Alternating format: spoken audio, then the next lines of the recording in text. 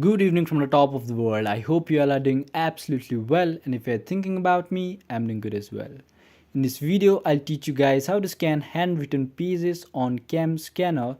It is the same as before. It is just as how you scan other pieces, but some of you are confused about that, so I'm going to teach you how to scan handwritten pieces on CamScanner. So at first, you must open up CamScanner via your app, and all you got to do is click on this camera or smart scan right here.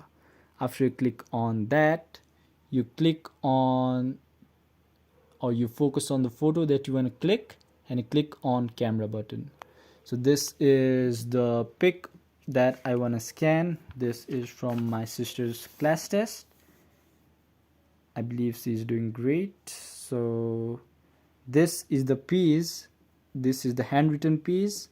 If you want it on BNW or if you want it on original, you can see right here the original one, or if you want to lighten it, it's right here. I like it grayscale for this. And now on right. So if you want to add another pic, you just gotta click on this camera button right here, and right here is the camera. You crop it now. This is another piece, and yes, set. So this is how you scan handwritten pieces on CamScanner. You can add how many pieces or the numerous number of pieces that you like.